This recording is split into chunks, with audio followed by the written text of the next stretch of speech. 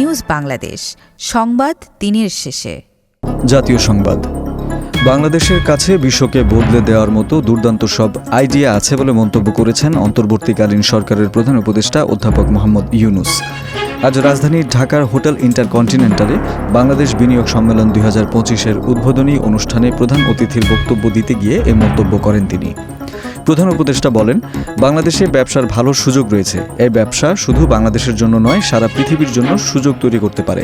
উদাহরণস্বরূপ ডক্টর ইউনূস বলেন, একসময় ক্ষুদ্র ঋণ বাংলাদেশের একটি ক্ষুদ্র গ্রামে শুরু হলেও এখন এটি আমেরিকার সবচেয়ে বড় ব্যবসায় পরিণত হয়েছে।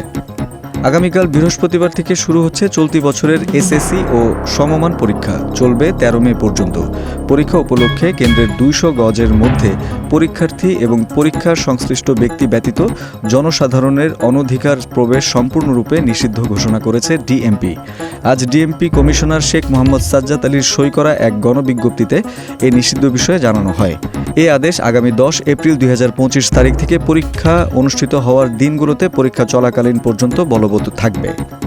এবারের ঈদ যাত্রায় দেশের সড়কে 315টি দুর্ঘটনায় 322 জন নিহত ও 826 জন আহত হয়েছেন বলে জানিয়েছে বাংলাদেশ যাত্রী কল্যাণ সমিতি।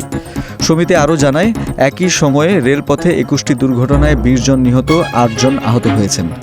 নৌপথে 4টি দুর্ঘটনায় 10 জন নিহত, 1 জন আহত ও 1 জন নিখোঁজ রয়েছেন।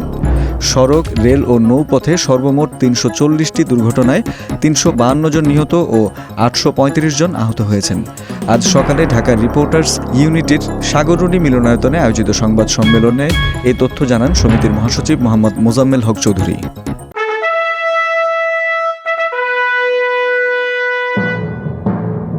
রাজনীতির সংবাদ।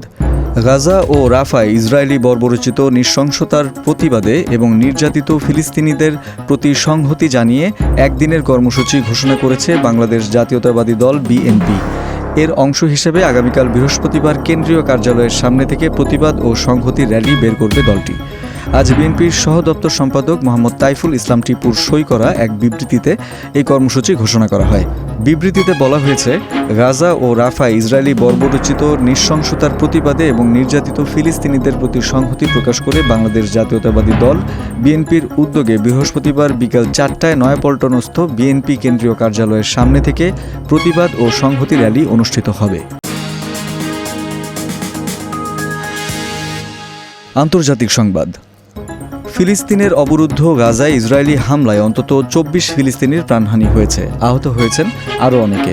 নিহতদের মধ্যে একই পরিবারের 6 সদস্যও রয়েছেন। ফলে অবরুদ্ধ উপত্যকাটিতে নিহতের মোট সংখ্যা 50,800 ছাড়িয়ে গেছে।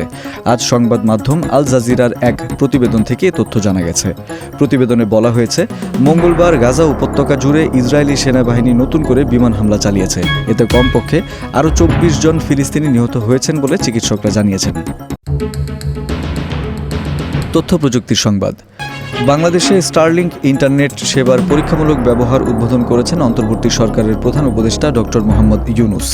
আজ রাজধানীর ঢাকার হোটেল ইন্টারকন্টিনেন্টালে অনুষ্ঠিত বাংলাদেশ ইনভেস্টমেন্ট সামিট 2025 অনুষ্ঠানে স্টারলিংকের পরীক্ষামূলক ব্যবহার উদ্বোধন করেন তিনি। এই উদ্যোগের মাধ্যমে বাংলাদেশে কৃত্রিম উপগ্রহের মাধ্যমে মহাকাশ ভিত্তিক ইন্টারনেট সেবার ব্যবহারে নতুন দিগন্ত উন্মোচিত হল, যা আন্তর্জাতিক মানের ইন্টারনেট সেবার প্রত্যাশা পূরণে সহায়ক। খেলার সংবাদ। ডেকলান রাইসের জোড়া গোলে চ্যাম্পিয়ন্স লিগে কোয়ার্টার ফাইনালে রিয়াল মাদ্রিদকে 3-0 গোলে হারিয়ে সেমিফাইনালের পথে এক পা রেখেছে লন্ডনের ক্লাবটি। ম্যাচের প্রথমার্ধে আক্রমণ শুরু করলেও গোলের দেখা পায়নি কোনো দল। দ্বিতীয়ার্ধে ম্যাচের মোড় ঘুরিয়ে দেন ইংলিশ মিডফিল্ডার ডেকলান রাইস। 58তম ও 70তম মিনিটে তার জোড়া ফ্রি কিকে বিধ্বস্ত হয় রিয়াল। দুটি শটেই পরাস্ত হন গোলরক্ষক থিবো কর্তোয়া। 75তম মিনিটে আর্সেনালের হয়ে 3 নম্বর গোলটি করেন মিকেল মেরিনো। শেষ মুহূর্তে দ্বিতীয় হলুদ কার্ড দেখে মাঠ ছাড়েন রিয়ালের ক্যামাভিঙ্গা। ম্যাচের যোগ করার সময় হতাশায় ডুবে যায় মাদ্রিদের ক্লাবটি।